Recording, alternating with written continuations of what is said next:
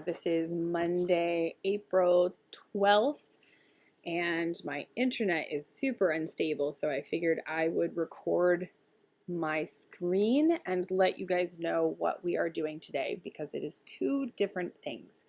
So I apologize first for my internet being so bad, and I will try to get these videos done beforehand from now on. The first thing that we're going to do today is to try to wrap up the Sister Pieces project by doing a self-reflection. And then we're going to talk about the introduction to glazing. So here are the two things that we're going to look at. So first, the self-reflection rubric.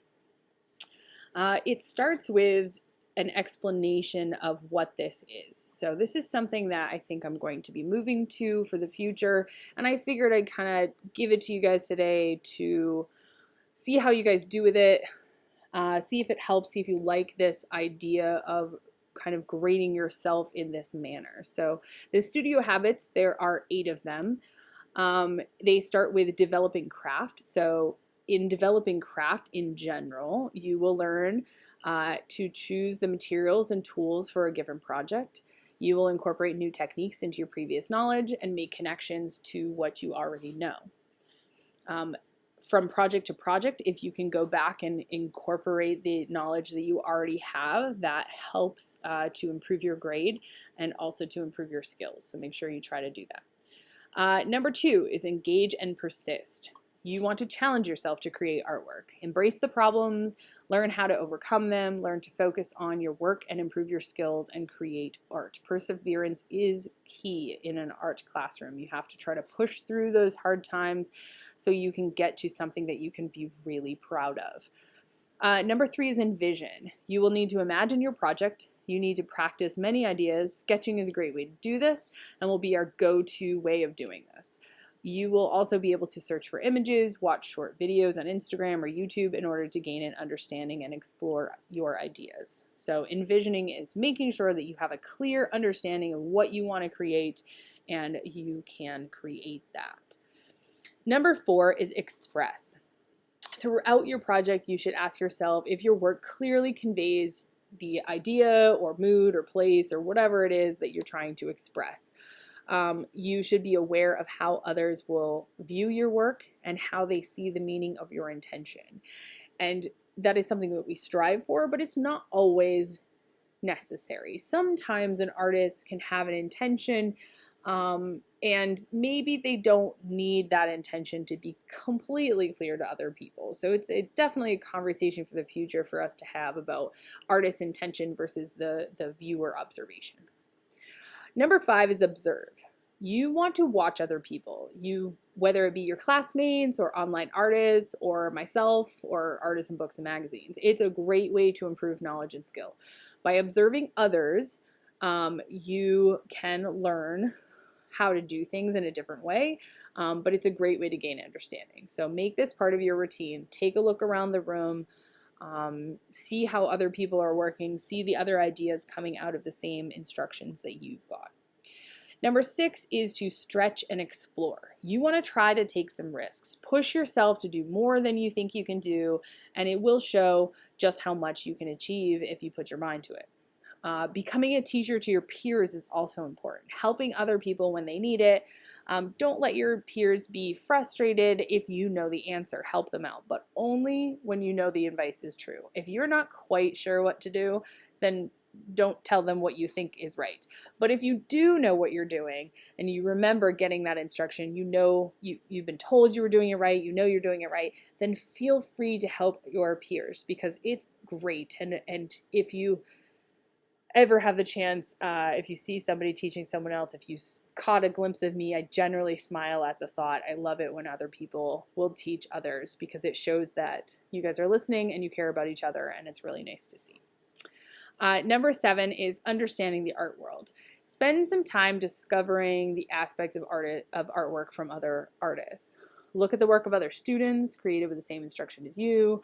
What did others do to help them along the way? What can you learn from your peers? And what other information did you need in order to do more? This step is also about connecting information So connecting to the artist that I told you about, or the art movement that I told you about, or just the techniques in general, connecting to the outside world in some way, or really thinking about how the process that you're going through will connect with your everyday life is really important. Number 8 is to reflect. We always want to reflect on our work when we are finished with a project, which is kind of what we're doing right now. We need to reflect on this sister piece project so that we can wrap this up. And I keep talking about the ceramics pieces, but this is the same for the sculpture classes. They've been working on a paper possibilities project, and this is the same thing that they want to do. So you want to reflect on that as well. So make sure that you are conscious about your art making process and be honest in your self-reflection, because it should reflect your hard work. Okay. I want to mention right now that you scoring yourself on this rubric is not a grade that's going to go in the grade book. I did leave it as a graded activity, so I'll probably just put in the grade right there that you gave yourself so that I can easily see what did the student give themselves. It's going to take me a little while to grade you guys on these pieces. It's not my project. It's not what I introduced you to. So it has, I have the grading scale from Ms. Robidoux and what she would grade them. So I'm going to kind of look at all of the things. I want to look at all the pieces. I want to look at what you guys feel that you did, how you feel like you did. I want to look at how she felt you did. And then I want to give you something that is appropriate for what I think your level is at. And believe me, I'm going to be fair about this. So I really need your information. So this is the next step. If you are in person, you're going to have a piece of paper to do this. Although if you're absent, you can do it on here too. So all those that were absent today and are online, you're going to do this online. So make a copy for yourself, and then you're going to go to this page, and you should be able to type right in these boxes. So you're going to come in here and type your name, right like that. And then you're going to go down and you're going to type in your developed craft score. So in order to do that, you could read over these directions, but I'm kind of telling you right now. So what I would do is I would start reading. So you're going to look at developed craft. You're going to go over to the 1 and go, I put little to no thought, even with teacher help, into choosing the materials and tools.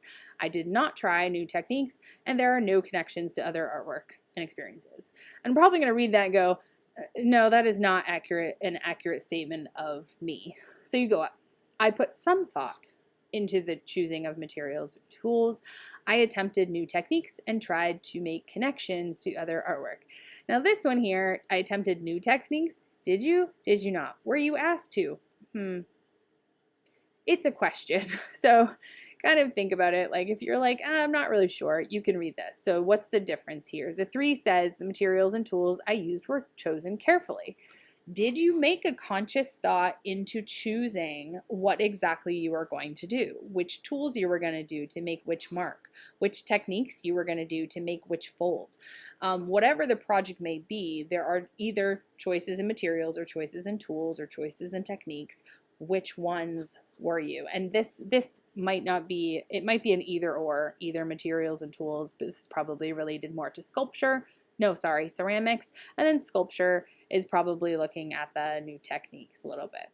So if you're like, yes, I think that's me, well, what's the 4? The materials and tools I used were chosen intentionally and applied with care. Now, applied with care could mean a lot.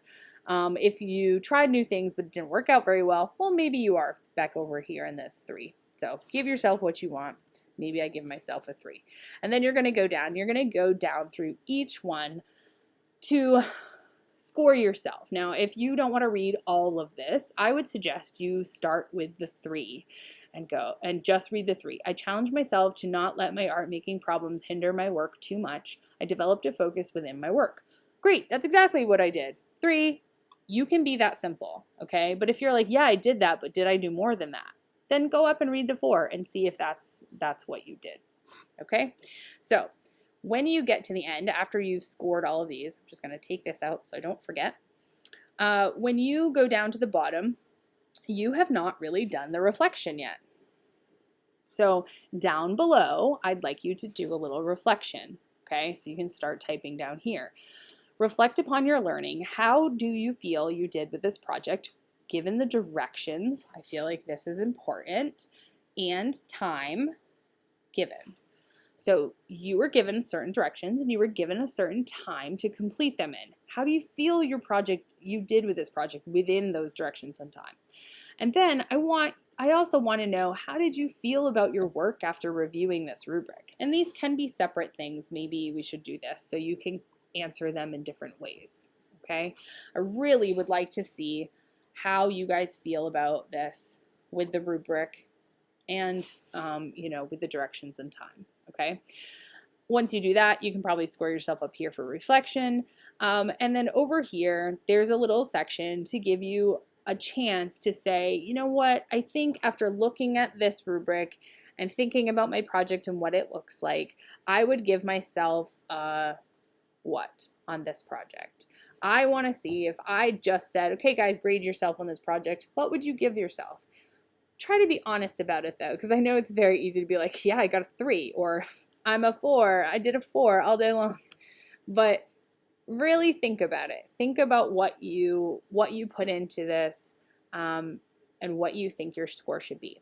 Okay, so that's the score that I will probably take that score and I will put that score in on your Google Classroom as this assignment score. And then I'm going to take that score along with what Miss Robidoux gave me and I will give you guys an actual grade on this project. Okay, so that is the end of this part. So moving on, this is just for ceramic students, so all sculpture students watching this video can now stop. Ceramic students, we need to talk about glaze. Okay, so back here under Introduction to Glazing, you're going to see a few documents. You're going to see glazing problems, which is this Google slideshow, which we're going to save that until we actually have some problems, okay? And then we're going to look at the glazing packet. That's what I had open. And today we're going to do this. And then tomorrow we're going to look at the Glaze Exploration, okay? So looking at the glazing packet, there's a lot of information on this document, okay? And it may not be in the most logical order. You guys can, I would love some feedback on if you want this in a different order or not, or if you think it works, because I've changed the order a few times, I think, in the past. But this is how I think it should be introduced. I need you guys to know that glaze is made from finely ground minerals. We often say glaze is a chemical mixture in water, but it's probably more appropriate to say that they're minerals rather than chemicals. Maybe we can ask a science teacher to tell us the difference.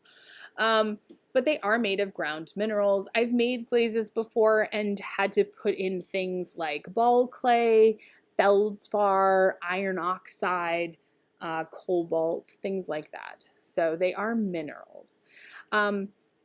Glaze is used to enhance pottery and provide a seal on the surface of a piece. Glazes are available in pre-mixed commercial form or in a powdered state that requires using recipes to mix a desired result. In class, we use pre-mixed glazes that are lead-free. We have to use lead-free glazes because we're in a school. They do still make glazes that have lead in them. But you can't really use them anywhere. I have a few that I found in the classroom about whenever I first taught here, which I think was about, I don't know, 12 years ago, 13 years ago.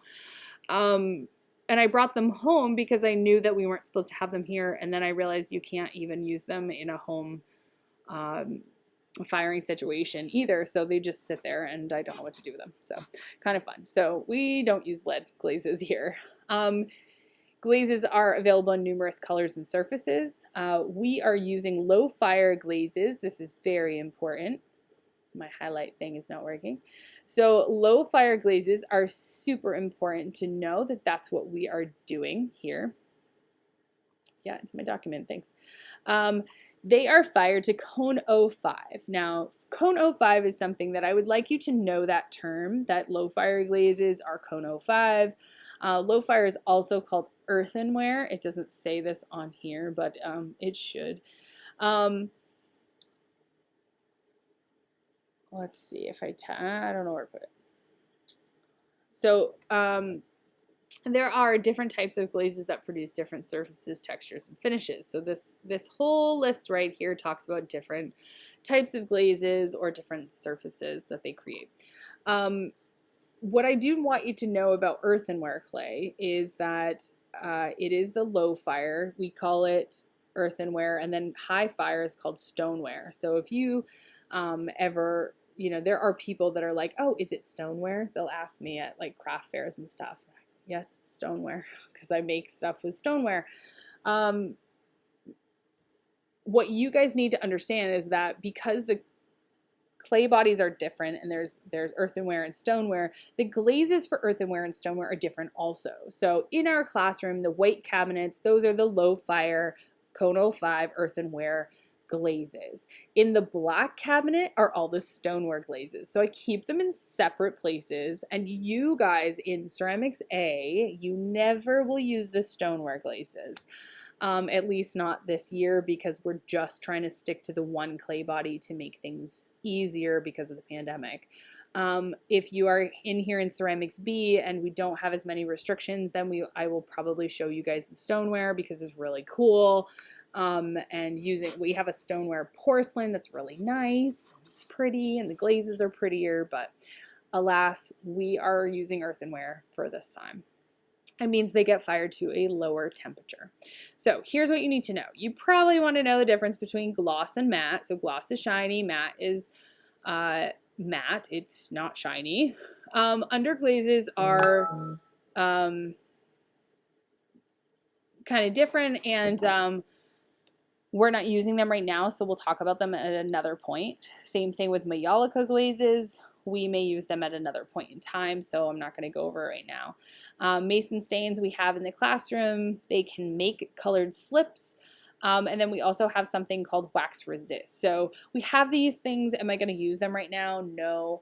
Will we use them in Ceramics A? Probably not. But if you guys want to do any research on your own and you are like, hey, I saw something about wax resist, can I use it? And I might say yes. Okay.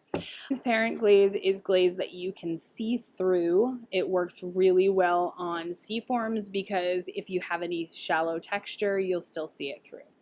Opaque glaze is not transparent at all, and if we have one, I generally call them the good cover glazes. Some of the LG, they stand for liquid gloss. Those are often very opaque and you can't see anything underneath. And when I say it's a good cover glaze, I mean that it's going to cover up any little imperfections. So those are not the ones that you want to use if you have some shallow texture that you'd like to show through.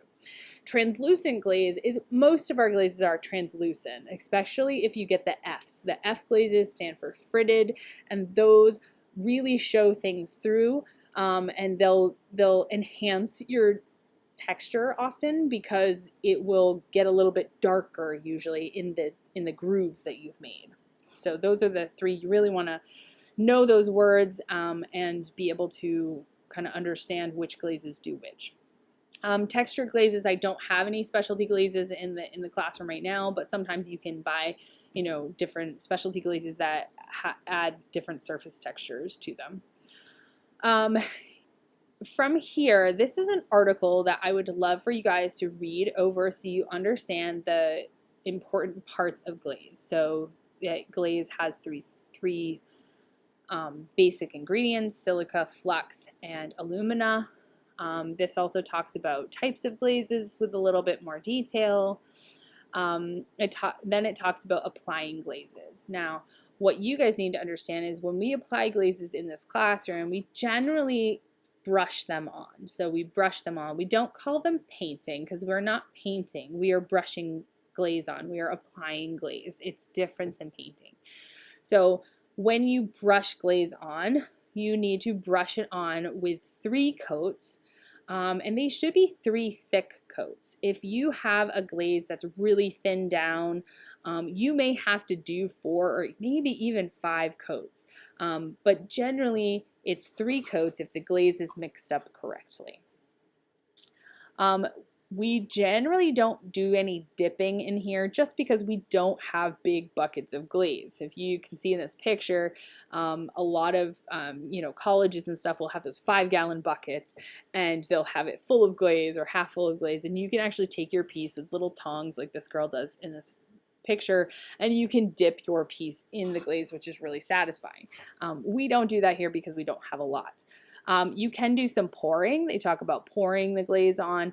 Now, if you pour, and I generally try to get you guys to do this as much as you possibly can, if you pour your glaze on, especially inside a mug or a bowl, and then are able to you have to pour the excess back out, that pouring, you only need to do it once. You don't need to do it 3 times. So it's much quicker to pour your glaze onto your pieces. If you see this little tiny picture right here, this kid has 2 like stretcher bar kind of things over a pan or over a bowl, and then he's pouring the glaze over his piece. This is something that we can try to do with our C forms, but you have to be very conscious. The bottles of glaze are pretty expensive, and you guys are going to explore that so you understand how much this all costs to do. So that you understand that we want to save as much glaze as possible. So you don't need to use an entire bottle of glaze on a piece, and you don't want to waste it. So we can pour over, take the excess from the drip pan below and pour it back into the bottle, and someone else can use it later on. So we'll be doing that. There's also a page that talks about glazing problems and solutions. It's a good reference tool for you guys, but I also created a slideshow because it's a little bit more pretty to look at and interesting. So the glaze slideshow is something that we will take a look at once you guys have glazed all your pieces. If you guys follow all the steps that I give you here in this last page, you should have no problems with your glazing, at least no problems that you could have solved yourself. So there are glazing problems sometimes when the glazes get old or if the firing doesn't work quite right. So we'll kind of go over those after we glaze once. So these are your steps in the art room. Before glazing for the first time, you need to familiarize yourself with the way glazing works in our classroom. So you need to locate the glaze cabinet, which is the white ones. Go around to the side and look at the glaze charts. Oh, wouldn't that be lovely if you could do that? You can't do that right now because I don't have them right there. Oh, what did it do? What you guys are going to do instead is do the glaze exploration so you are familiar with the Amico glazes and what they look like. And hopefully my student teachers this semester are able to get all the glaze tiles finished. There are a few hanging around, but we don't have all of them done just yet. So you're going to find glazes that you want to use and remember the letter number combination so you can find them, and then you go around to the front of the cabinet, locate the shelf with the corresponding letters, and then find the glaze that you're looking for. You're not going to glaze straight on the tables. We used to have cloth tables. We don't have that anymore, but you are going to glaze on top of newspaper. So to prepare your piece, you first have to rinse your bisque piece under water. In the sink. You need to rub away all the clay dust that you can get off, and generally rinsing it off and using your hands to kind of rub it off will get that all off. Dust left on your piece can cause glaze to separate, which is called crawling, and you don't want that to happen. If your initials or your signature stamp is not on the bottom of your piece, you can write them using an underglaze pencil. I do have a few in the room, so you can use those. They are on the top of the black glaze cabinet, I believe, not the white one. When you prepare your glaze, you need to make sure the cap, there you go. Make sure the cap is on tight and shake the bottle of glaze. And it should mix up right away and sound kind of like the consistency of yogurt. If your glaze is not the proper consistency, if it's too thin or it's too chunky, like you can't even move it in the bottle, you're gonna want to talk to me about it. I do not want you guys attempting to fix the glazes yourself. I want you to get used to just asking me and showing me. And I will decide whether or not it's worth trying to fix, or we just, you know, because we can open a new bottle sometimes. But some of the glazes are more finicky and some of them do dry out very fast. So you need to ask me about it because I don't want you guys fixing them up, especially not in Ceramics A. By the time you get to Ceramics B, if you have a good handle on it, I'll allow certain kids to do that. But in general, I want to just keep track of the glazes. It helps me to know which ones I should order and which ones I should just stop. So then you get to glaze. You need to get some newspaper to glaze on top of so you can throw it away after and you'll have a clean counter. You're going to want to grab a fluffy brush from the paint counter or the clay counter. Don't grab little tiny brushes to glaze with. It will not help you out. You want to glaze a nice thick coat, and the fluffy brushes will do it faster. If you have multiple glazes that you're going to use, you should have no more than 4 coats of glaze on any one spot. So you can split them up any way you want. You could do 2 layers of one and 2 layers of another over the whole thing. If you wanted to do, you know, some like drips on the top or something, you could glaze the whole piece with 3 coats of one color and then take some little drips and put some little drips or splatter or something of something else on top, and that should be just fine.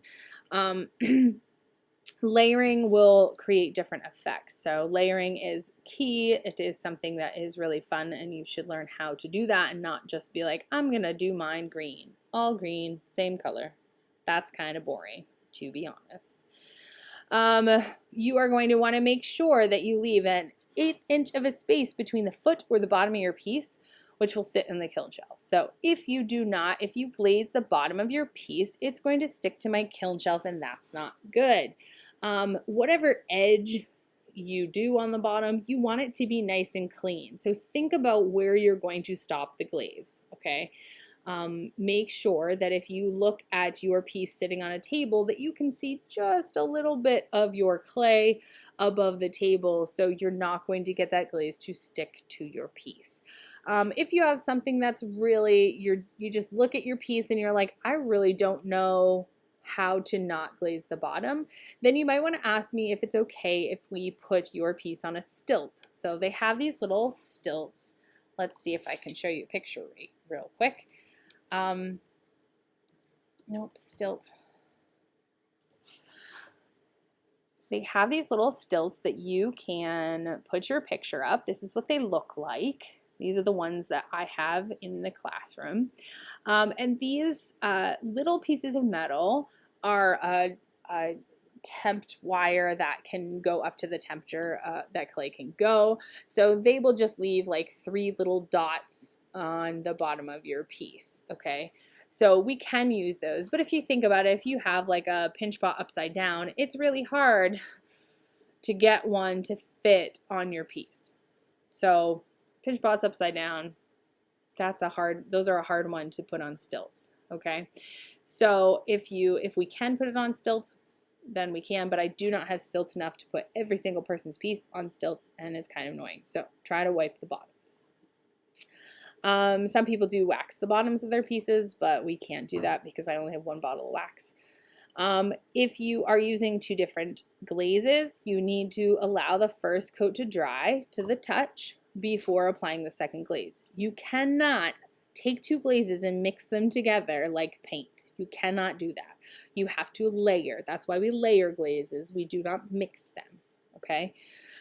You can apply glaze in many different ways. Just be sure to cover all the surfaces before overlapping your glazes. Glaze is not meant for decorative work. That's what colored slips or mayolica are for, or even underglazes. They are not meant to paint individual different colors in a bazillion different places. So please do not think like that.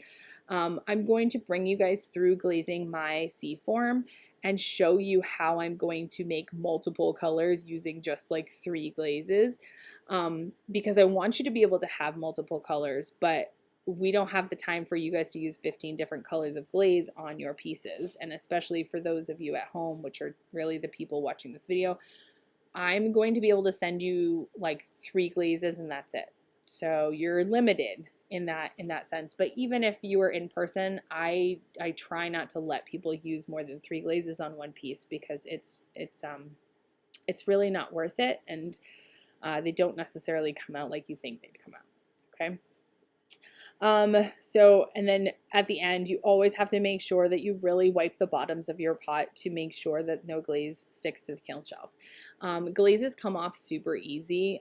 The red ones, the ones that look red, because it's not red glazes that look red, but the ones that look red in the jar, they have iron oxide in them, and iron oxide stains so badly. So on white clay, you're going to see some of that red left over.